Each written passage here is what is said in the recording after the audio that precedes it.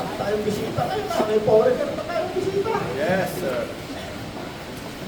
Papakilala namin ni Kuya Soseng ang aming kaibigang foreigner. Si Pastor. Kuya Soseng. Yeah. Pastor Philip. Philip Yoon. Yun.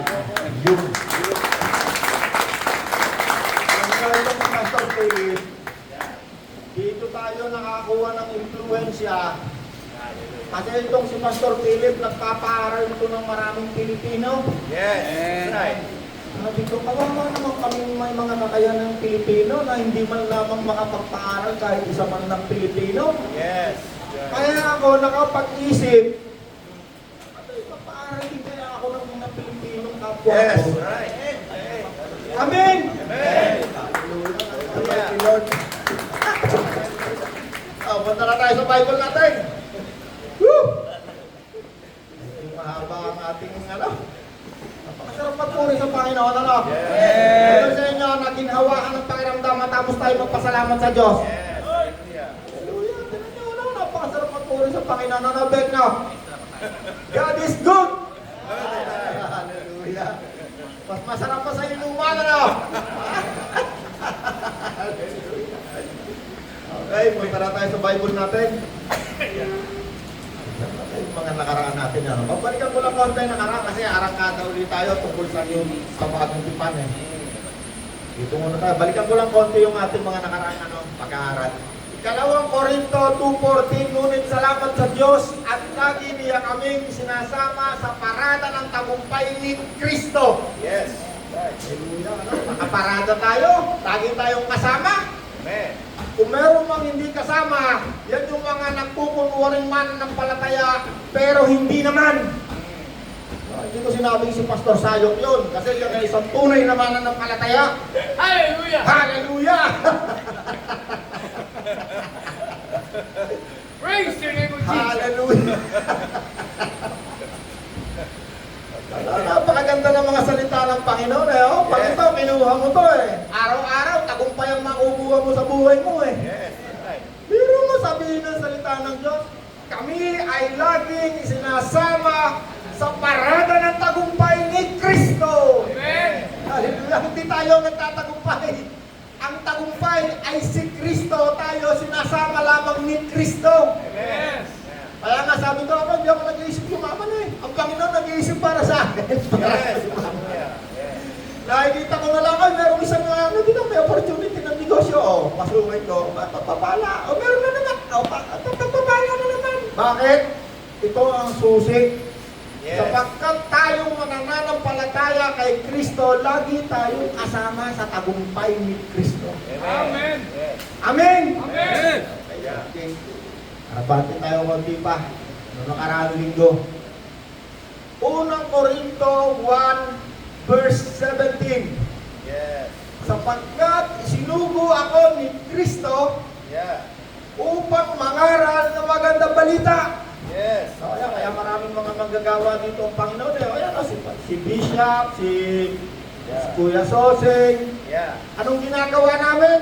Nangangaral. Yeah. Anong pinapangaral? Magandang balita. Yes. Iba yun. Hallelujah. Hindi bad news, ha?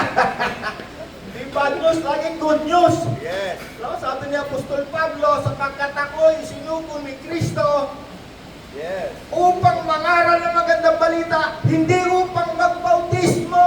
No, kaya Yes. nakaraling doon, nagbautismo kami kaya sa Osing, eh. Yeah. Marami kami binautismo, eh. Hindi pa nagbautismo ito, eh, no? Yeah. Kuya Sosing kasi nangangaral na to, nagbabautismo pa, dalawangan ito, double break to, eh. No, mahirap, eh. Ano ba tawag to sa balisong na double break? Pero ganun, eh. Sword. Double-edged sword. Double-edged to, may bautismo na, panay pang pangangaral. Si Pablo, sabi niya, hindi naman sinugo para bautismo.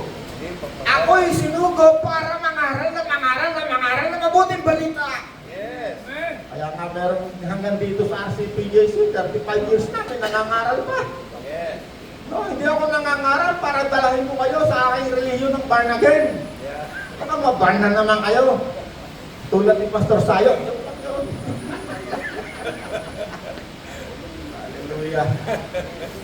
Hallelujah! Sapagkat ako ay sinugo ni Kristo upang mangaral ng magandang balita, hindi sa pamamagitan ng mahusay na pananalita o pagtatalumpati katulad ni Pastor Sayo. Pastor Sayo kasi graduate ka ng ng Bible School. May master's degree yan, may demonology, mayroong angiology, ako lahat na alam na yan. Kaya pag tumayo yan sa likod ng pulpito, alam mo yun si Haring Cesar. Sabi ni Apostol Pablo, ako'y nangangaral hindi sa pamamagitan ng karunungan na nakuha ko sa daigdig na ito. Yes. No, kung papansinin niyo si Apostol Pablo, hindi yan nangangaral ng ng mga pinag-aralan niya Yeah. sa eskwelahan. Ang pinapangaral lamang niya ay tungkol kay Kristo Yes. Amen. at sa kanyang pagkamatay Sa sa krus. Okay. Yes. No, kaya kapag bishop na, medyo malalim na, mayroon nang intindihin eh. Meron ng Greek, may Hebrew. Pero tatalunin natin siya, wala siyang Latin, no? Yari siya sa atin, Latin tayo, no? Mataas yun. Ay, ano? Ang mensahe tungkol sa pagkamatay ni Kristo sa krus, Yes. ito'y kahangalan para sa mga napapahamak. Amen. Napapahamak lang. Ito si nanay na naliligtas. Ito isang napakabangong samyo ng halimuya. Yes. Right. Pero sa mga napapahamak na katulad,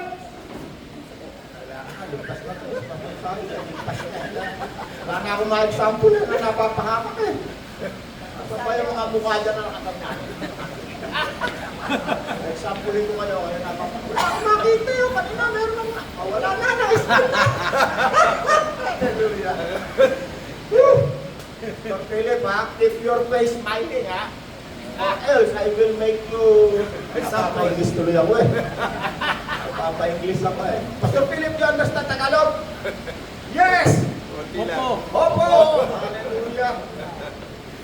Subalit, 18, ang mensahe tungkol sa pagkamatay ni Kristo sa krus, ito'y foolishness, kahangalan para sa mga napapahamak, ngunit ito'y kapangyarihan ng Diyos Yes. para sa amin ni Nanay Pachi na naliligtas. Yeah. Sabihin, continuing ang ating kaligtasan. Yes. Hindi katulad ng iba dyan na tumigil na yung kaligtasan, may tumigil na, Nanay Pachi, no? Napagod, no? Hindi naman si Pastor Sayo yun. 30. Bakit ba lagi parang nagliliwanag itong ulo mo? Lagi ka na nagiging example eh. Hallelujah. Hindi na atin yan dito. Yeah. 24. Subalit sa mga tinawag ng Diyos, Amen. maging Hudyo, Griego o Hentil, Yes. si Kristo ang kapangyarihan at karunungan ng Diyos. Amen. Amen. Hallelujah. Kahit na pala ikaw anong pa pang uri ng tao. Amen. Kasi itong mga Hudyo, special yan na tao. Yan ang mga taong pinili ng Diyos kahit ayaw mo. Yung mga Jews, sila talaga ang nakalagay sa Old Testament na pinili. Amen. Pero huwag kayong mag-alala, bakit? Sinabi rin tayo ng Diyos. Amen. Yun ay isang misteryo. Yung isang napag-aralan natin na nakaraan dito, ang misteryo ni Kristo na nasa sa inyo. Colossians 1:3. Christ In you. in us, in you, in me, Yes. the hope Oh, glory. of glory. Si Kristo ang misteryo ng Diyos na nasa sa atin. Yeah. Siya ang pag-asa natin na tayo'y makakabahagi Yeah. Sa kaluwalhatian. sa gloria kaluwalhatian. Amen. Pinalakay natin noong nakaraan linggo yun tungkol sa kaluwalhatian kasi maraming tao hindi alam yung ibig sabihin ng kaluwalhatian eh. Pastor Sayo lang nakakaalam yata ng kaluwalhatian na yan. Hallelujah. Isipin mo yung kaluwalhatian, yung pala yung isa sa pinakamalalim, pinakamasarap na makabahagi tayo. Yes. Right. Ito'y si Kristo.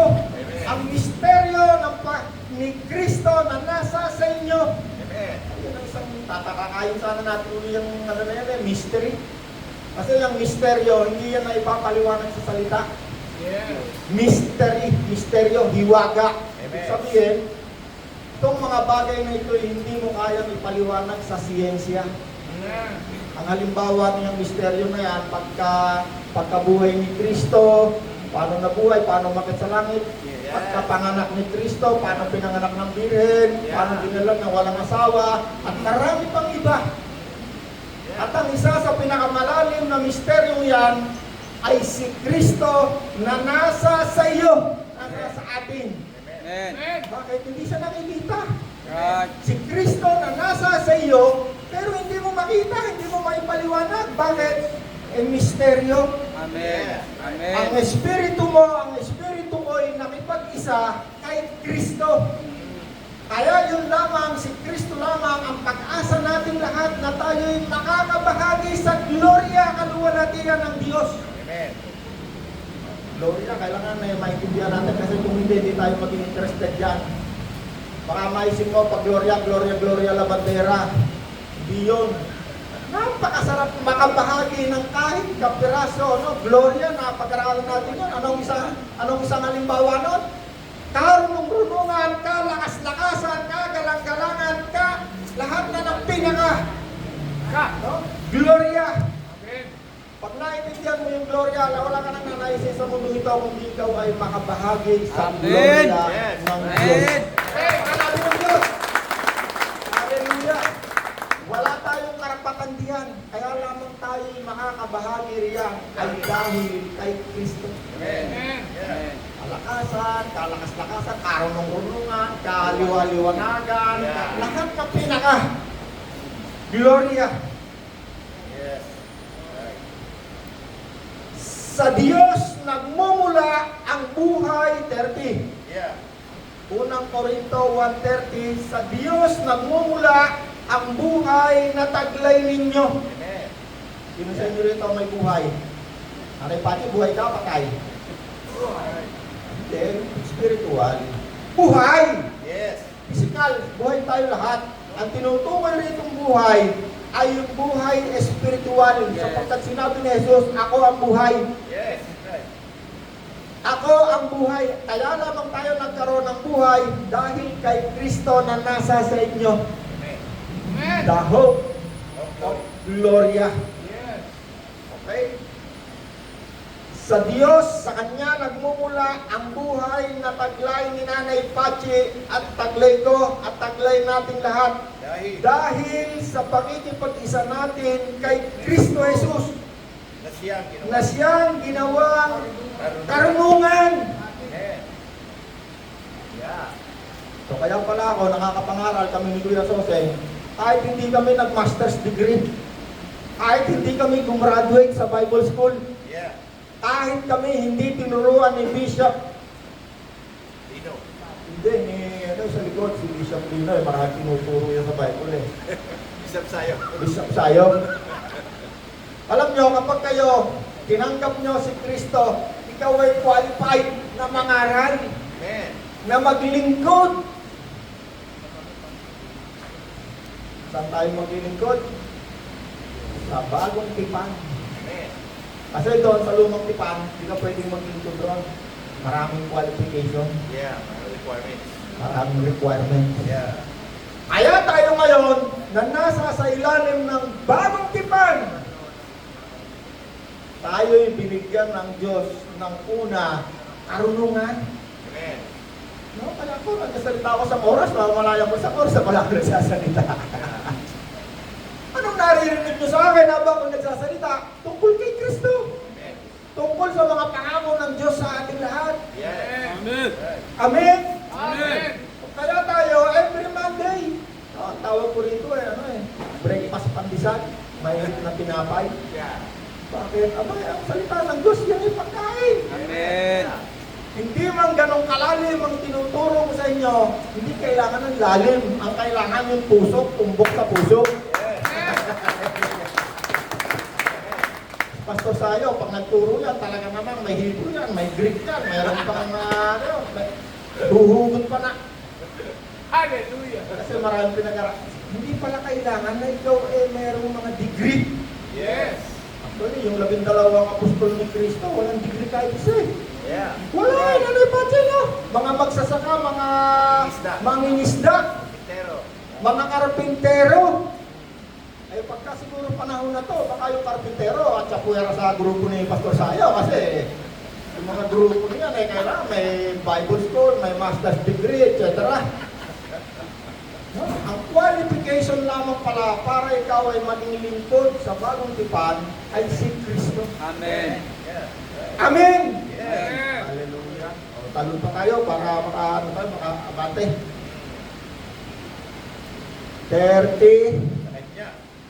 Siyang ginawang karunungan sa pamamagitan din ni Jesus, tayo'y itinuring Napatwid. na matuwid.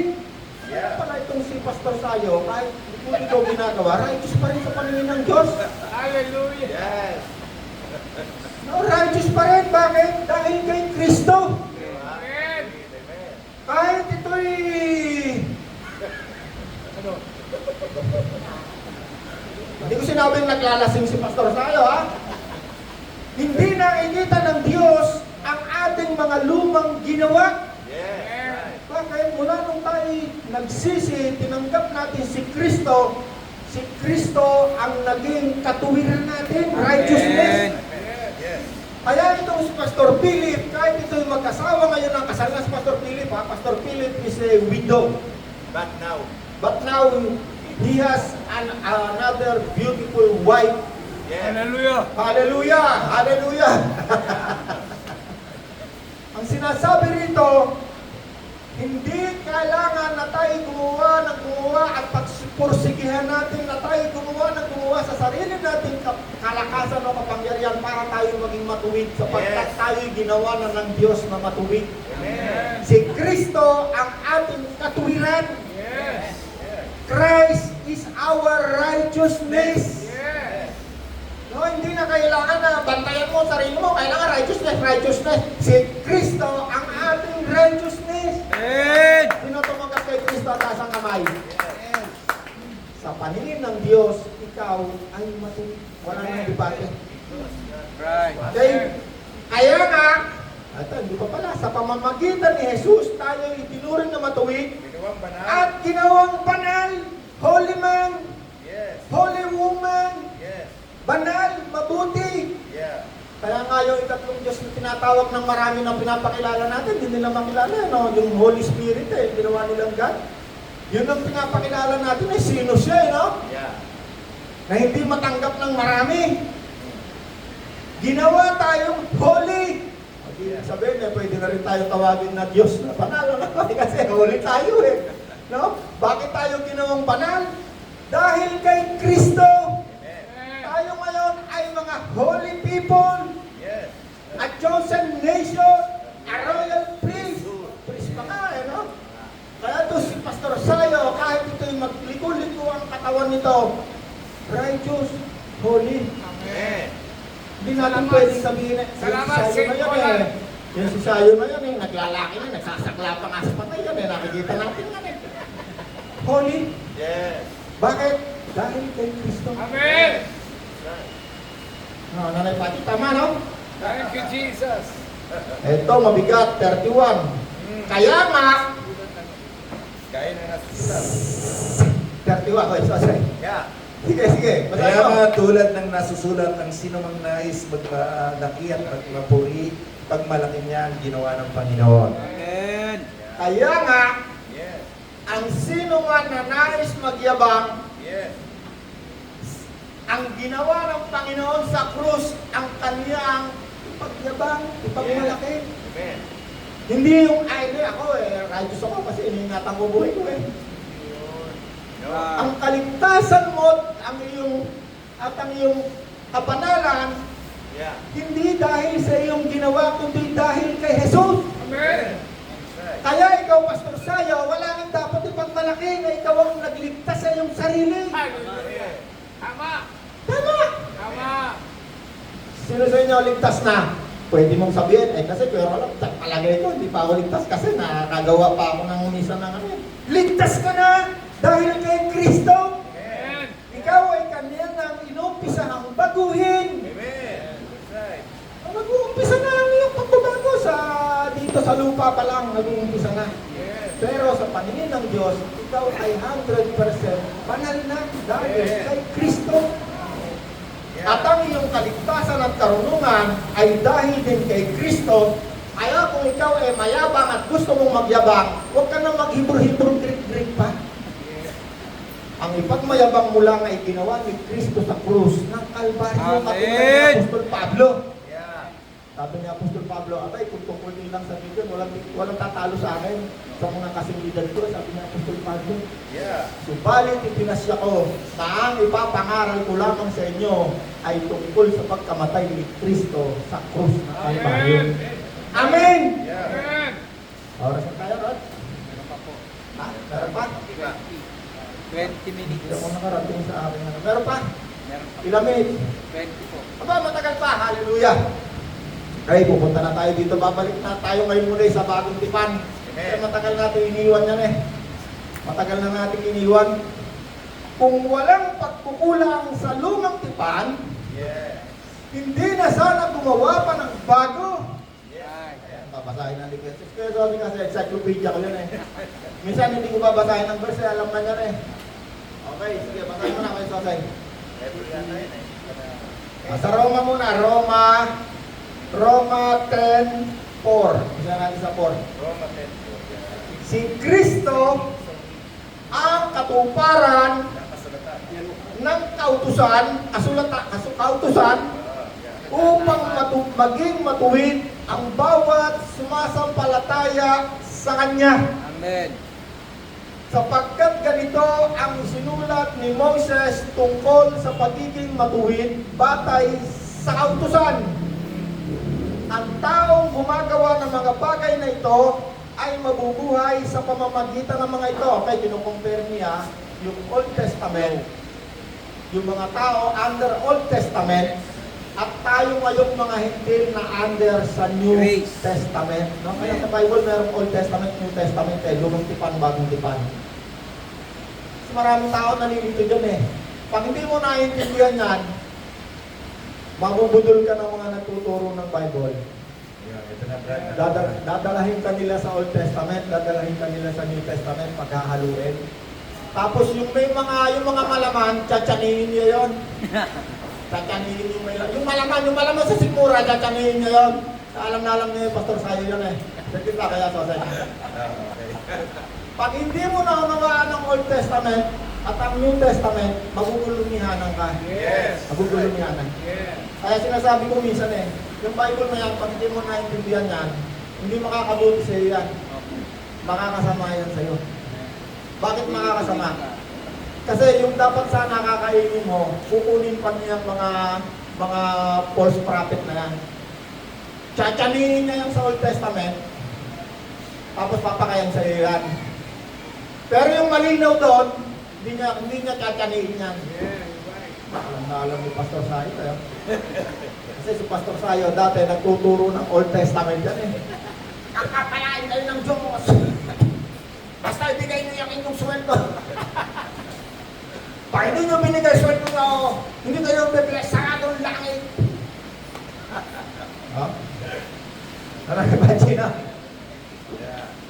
Nalaman natin, abay, ibinuhos na pala sa atin lahat ng pagpapala mula nung si Kristo yung mamatay sa krus ng Kalbaryo. Yes.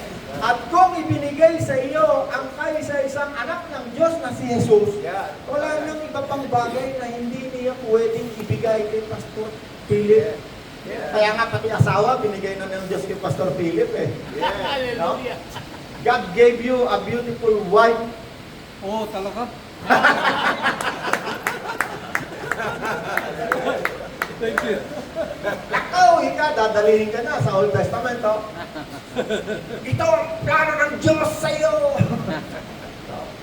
Plano pa, sabi ko, hindi yan, ayoko yan. Sabi ko, kasi yan, plano pa lang. Ang sa akin, dito sa New Testament, ginawa na. Amen. Yeah. Kamig na. Naganap. Ituloy ka ang plano ng Diyos sa iyo. Plan to give you hope and a future. Pubulahin ka pa eh. Sabi ko, Old Testament yan eh. Ako dyan. Dito ako sa New Testament kay Kristo. Naparito ako upang ikaw, ang mga tupa, ay bigyan ko ng buhay na masagana. Amen. Ganap at buhay na walang hanggan. Yan ang wala sa Jeremiah, buhay na walang hanggan. Kaya Sosay, tuloy mo. Ayan, binigyan niya kami ng kakayahang maging lingkod ng bagong tipan, isang kasunduang hindi nababatay sa kautusan na kasulat, kundi sa Espiritu. Hold, Kaya Sosay, kunti lang. Medyo Yeah. namin natin konti kasi binigyan niya kami ng kakayanan na maging lingkod Ng bagong tipan. ng lumang tipan. Hindi bagong tipan. Kasi kailangan namnamin mo yan para mas maunawaan mo. Ang salita kasi ng Diyos, pagkain yan eh. Yeah. Amen. Pag ang isang pagkain, pag suwa mo ng sandok, nilunok mo, hindi mo nalanasahan. Yeah, kailangan mo yan muna. At kapag ikaw ganun kang lumamon, kumain, sabi ng doktor, yung mga vitamina hindi nakukuha ng katawan mo kasi hindi na digest kasi, no? Okay. Kailangan yung pagkain, pag kinain mo, manamnamin mo, umiyan mo, dudurugin mo mabuti sa bibig mo. Para yung mga nutrients lumabas, pagpasok sa tiyan mo, Yeah. may epekto. Mm. Okay. Ulit-ulit, Kasosay. Binigyan niya kami ng kakayahang maging lingkod ng bagong tipan. Binigyan niya, sino nagbigay? Ang Diyos. Amen. Ang Diyos. Amen. Na maglingkod, okay sa bagong tipan, Yeah. meron ding tagapaglingkod, katulad sa Old Testament, meron ding naglilingkod. Doon sa Yeah. Old Testament, ang naglilingkod lamang doon, mga Priest and Levites. mga priest na galing sa lahi ni Levi. Yeah. Levi. Mm. Nakakalipat yan si Levi, lahi yan. Yeah. Sabi dito sa New Testament, sa bagong tipan, binigyan tayo ng Diyos ng kakayanan. Kaya nga sinabi, si Kristo ang karunungan eh. Si Yes. Kristo ang kabanalan. Si Yeah. Kristo ang kaligtasan. Si Kristo ang kalakasan natin. Siya ang ginawang kapangyarihan, karunungan, kalakasan natin. Amen. So hindi tayo katulad roon sa Old Testament na mga Levita na talagang inaaral nila lahat ng dapat aralin. Hindi ka pwedeng maging lingkod roon sa Old Testament, sa templo, kung ikaw ay kung wala kang master's degree o doctorate degree. Kasi iniisa-isa nila yung mga kasulatan at itinuturo nila sa mga tao. Yeah. No? Parang katulad ni Pastor Sayo, siya raw pariseyo daw siya eh. Medyo ko na kaya minsan, pag tintumyan, pag kinapstick yan doon sa Old Testament, kaya bigla isusubo sa'yo, tiyo-tipa eh, oh. Kaya sa tuloy. Yeah. Binigyan niya kami ng kakayahang maging lingkod ng bagong tipan, isang kasunduang hindi nababatay sa kautusan na kasulat. Hold, pero kasi, Isang kasunduan. itong paglilingkod na ito sa bagong tipan, Mm. ito'y hindi nakabatay doon sa mga kautusan ni Moses, kasulatan na nakasulat. Yes. Right. Tuloy pa kayo sa Kundi sa Espiritu. kundi ito'y nakabatay doon sa Espiritu ni Kristo na nandiyan dyan sa ating katawan ngayon. Amen. Christ in me, the hope Yeah. of glory. Amen. Amen. Sapagkat ang kautusan na kasulat Sapagkat ang kautusan ni Moses na nakasulat sa ay lumang nagdudulot tipan, ng kamatayan. ito'y nagdudulot ng kamatayan. Bakit? Hold. Bakit?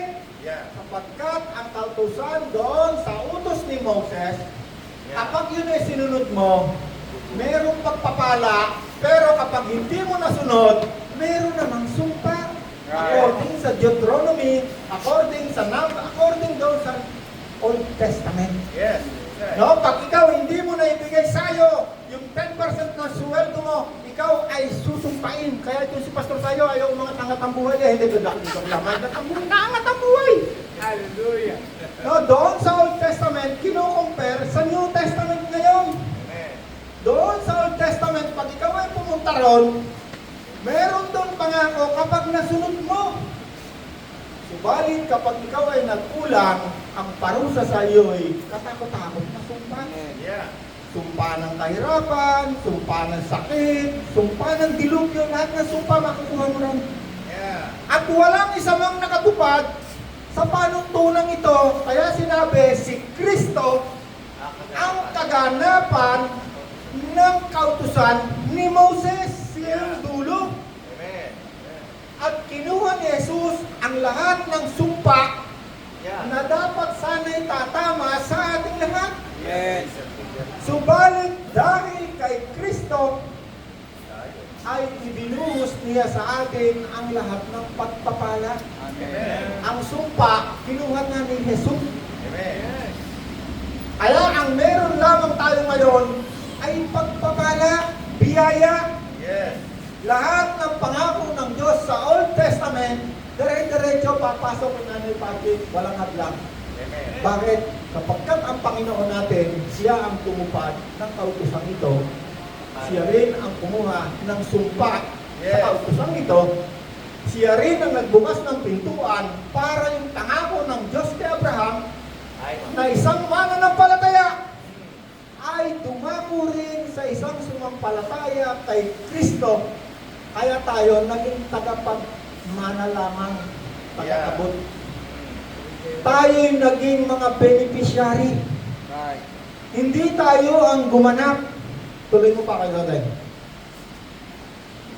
Sapagkat ang kautosang nakasulat ay nagdudulot ng kamatayan, ngunit ang Espiritu'y nagbibigay buhay. Hallelujah. Kung ang kautusan na nagbibigay ng kamatayan at sumpa, tuloy mo kayo natin. Yan.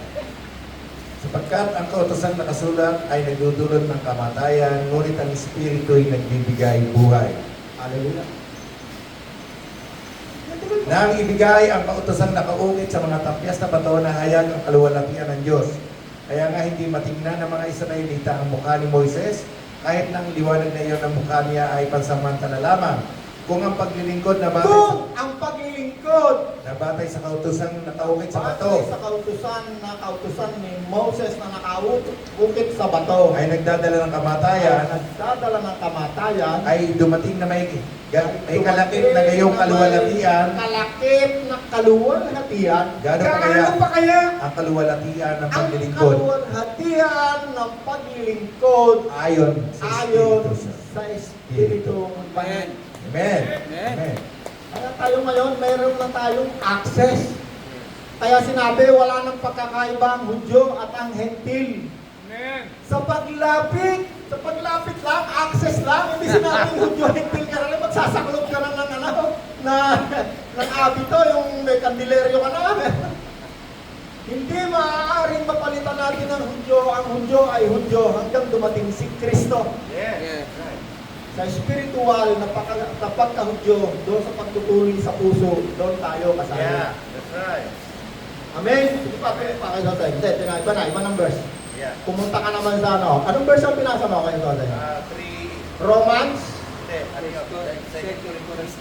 Basahin naman natin ngayon itong Romans. Si Kristo, Romans 10:4. Ayan, nabasa ko na pala yan. Si Kristo ang katuparan ng kautusan upang maging matuwid ang bawat sumasampalataya sa Kanya. Hallelujah. Hallelujah. Okay. Verse na to. Unang Korinto. Ay, nabasa ko na pala ito. Hebreo 9:14. Hebreo 9:14. Yes. Higit Yeah. ang nagagawa ng dugo ni Kristo Yeah. sa pamamagitan ng walang hanggang Espiritu. Espiritu. Yeah. Inialay niya sa Diyos ang kanyang sarili Bilang handog. bilang handog na walang kapintasan. Ang kanyang dugo. Ang kanyang dugo Ang lumilinis. ang lumilinis sa ating mga budhi Yeah. sa mga gawang walang kabuluhan upang tayo makapaglingkod. yan ang dahilan bakit tayo nakakapaglingkod sa Diyos Yes. ngayon. Hindi isa. Upang Tayo makapaglingkod. tayo'y makapaglingkod Sa Diyos. sa Diyos na buhay. Amen.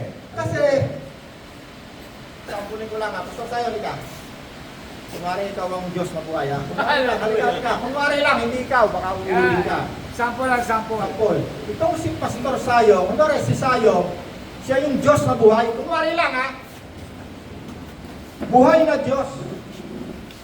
Sa Bible, pag sinabi mong Diyos, banal, wala sa kanyang kasamaan. Wala siyang bahid ng anumang Pure, karunya. pure. Yes. Puro. Walang makakapunta sa Diyos na marumi. Yes. Doon sa Old Testament, meron doong tinatawag na dakong banal, dakong kabanal-banalan. Yeah.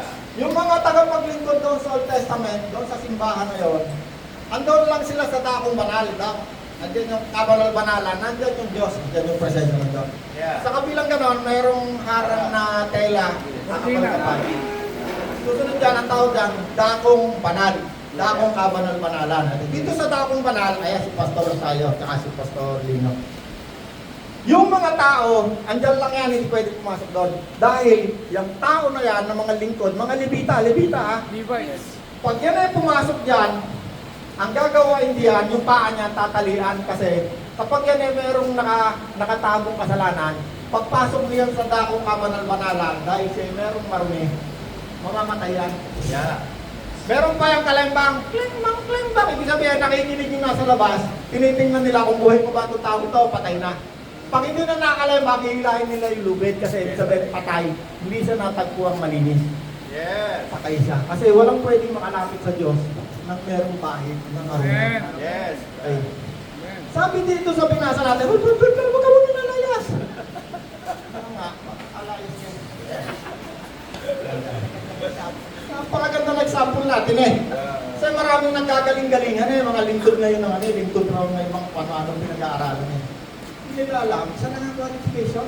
Yes. Anong qualification para makapaglingkod ka? Ang pinaglilingkuran natin ngayon sa bagong tipan, tayo yung naglilingkod sa Diyos na buhay. Amen. That's right. At walang makakapaglingkod sa Diyos na buhay kung ikaw ay marumi o meron kang kasalanan. Yeah. Paano tayo makakapaglingkod sa Diyos na buhay? Uulitin ko ulit, ano? Tagalog naman ito eh, kasi kung Tagalog, madaling intindihin ng Pilipino. Kanyang dugo. Pero pag tayo ay pinulatas na sino man nagtuturo, gagamit ka ng Greek, lalo tayo hindi makakaintindi. Okay, ulitin ko lang ha. Paano tayo makakapaglingkod? Ang kanyang dugo, Ang luminis. ang lumilinis sa ating mga Pus- budhi. Yes. Nanay Pati, ano yung ibang salita sa budhi? Ating puso't isipan. Budhi, puso, isipan, konsyensya, kaluluwa. Yeah. No, yung isip, bahagi ng kaluluwa. Amen. Ang kanyang dugo, no? Yung dugo ni Kristo, yan ay laging sumisimbolo sa Espiritu ni Kristo. Amen. Ang Espiritu ni Kristo ang siyang lumilinis sa Yeah. ating isip. Kaya Yeah. tayo, lagi tayo nagbabasa ng salita ng Diyos. Salita ng Diyos, yan ang naglilinis. Minsan tinatawag din yung tubig. Yeah. Minsan tinatawag yung matapang na sabon. Okay, ang dugo ni Kristo ang Yeah. lumilinis sa ating mga budhi sa mga gawang Walang kabuluhan. marurumi Yes.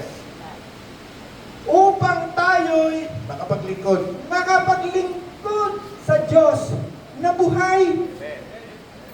Ay, kung wala si Kristo, walang pwedeng maglingkod sa Diyos na buhay. Maglilingkod ka lang dito lang, sa simbahan mo lang ikaw maglingkod. Kasi meron maraming uri ng paglilingkod eh. Yes. May mga tao, akala nila, every day nasa simbahan sila, every Sunday, kanta ng kanta, akala nila naglilingkod na sila sa Diyos. Pero pag talikod nila, nandun sa kung saan, sa mga beer house, kung saan na. Kaya marami tayong nakikita mga tao, tinatanong natin sarili natin, bakit kayo si ganun, hindi pa nagbabago buhay? 30 taon na, ganun na rin. May number 2, may number 3, may number 4, lasenggo pa rin. Hindi sila naglilingkod sa buhay na Diyos. Kasi sa buhay na Diyos, pag ikaw ay naglingkod dyan, na ikaw ay marumi, patay ka. Amen. Kita niyo yung mag-asawang niloko niya yung yung Diyos. Ananias at Sapphira. Ananias. Kasi doon nag-umpisa ang bagong tipan eh. Yeah. Doon nag-umpisa yung bagong tipan eh. Panahon ni Kristo after siya yung mga disipulo nyo. Sabi ni Ananias, taka ni Sapphira, aba, yung aking pinagpilhan ng lupa, 100% binigay ko. Yes. Right. Ganyan yung tinuturo ni Pastor Sayo, 10% daw lahat binigay eh. Kaya marami sa simbahan patay eh. Hindi lumalago. Ibig sabihin ng patay, pag sinabi mo isang halaman na ito'y patay, hindi yan lalago. Akala mo lang buhay yan, pero hindi lalago yan. Yeah. Ang uod niyan sa loob, makikita mo na lang isang araw wala na yan. Oh, yeah. That's right. Kaya marami ka ngayong nakikitang Kristiyano, akala nila naglilingkod sila sa Diyos, pero ang pinaglilingkuran lamang nila ay tao. At yung kanilang istruktura ng kanilang ginawa bilang tao. Ang paglilingkod sa Diyos, walang requirement, isa lang. Si Kristo. Amen. Magsisisi sa kasalanan, Amen. tatanggapin si Kristo, maniniwala sa kanyang ginawa, siya namatay sa krus, muling babalik. Amen. At si Kristo, maniniwala ka na narito sa katawan ito. Amen. Amen. Siya ang ginawa ng Diyos sa iyong katuwiran, Karunungan. karunungan, Kabanalan. kabanalan, At bigay ng kaligtasan. Amen. Kaya't walang makapagmamalaking isa man. Amen. Hallelujah! Kalapatan natin ng Panginoon. Meron pa tayo, ha? Wait, hold. Kaya ngayon, si Kuya Soseng, Amen. si Bishop, si Pastor Yeah. Philip. Philip, aba, nakakapagpaaral ng mahihirap, Amen. nakakapagpagawa ng mga simbahan, Yes. pag may dilubyo, eto, tutulong sa kapwa. Alam niyo kung bakit niya yun nagagawa? Dahil siya ay nilinis, ginawang banal, ginawang righteous, ginawang matuwid ng Diyos. Siya ngayon ay naglilingkod sa Diyos na buhay. Ano ibig sabihin ng buhay? Gumagalaw, nakakausap, may ginagawa. Amen. Ano, busy. Amen. Kasi ang patay, si Pastor Sayo, pag yan ay namatay, andun na yun sa taon, ginagawa, ganyan lang yan. Patay, yun na yung sabihin ng patay. Ang ating Diyos, buhay, may ginagawa. Amen. Pag sinabi mo, pinarada ng Diyos sa parada ng tagumpay, makikita mo, merong nangyayari. Yes. Hindi yung nagpasaksuan mo, pagpalain ka ng Diyos. Tingnan mo, walang nangyayari. Walang nangyayari. Hindi nga umangat, bumabagsak pa nga. Oy, ito ko, tapat ako sa Diyos. Ako eh, gano'n. Yeah. Oy, araw-araw ako eh, nasa kuwaer ako, kuwaer. Ano ang ginawa? Kami magbinta ng tusino, tsaka na insurance, tsaka na kung ano-ano. Ang tingin nila sa simbahan ay pira. Oh, pledge. Kapagawa ka, pledge, vow. Lahat na ng kapirahan yan ang gagawin sa'yo. Right. Ang Diyos na buhay, kailanman di kayo niya ng pera. Amen. Ikaw ang mamimigay ng pera. Amen. Amen! Amen. Kaya si Pastor Philip, hindi nangihingi ng pera sa amin ikaw sa niya. Yeah. Yan pa nagbibigay ng pera. Ako hindi ako nangihingi ng pera kahit 5. Yung binibigay natin na yan, yan, offering. Sabi ng Diyos, mapalad Nagbigay. ang nagbibigay. Bakit? Saan napunta yan? Dahil doon sa hindi makalabas sa ospital. Amen. Doon sa mga nasunugan. Yes. Doon sa mga nadilubyo sa buhay. Kaya sino mapalad? Tayo nagbibigay na araw-araw, may trabaho tayo, malusog tayo, o yung hindi makakalaman ko sa pupunta. Amen. Mapalad tayo. Bakit? Nakakapagbigay ng may masaya at Yes. That's right. masaya at malayang naghahandog sa Diyos na buhay. Amen! Ikaw ang balik at tagapagligtas. Banal mo pangalan. Banal mong pangalan.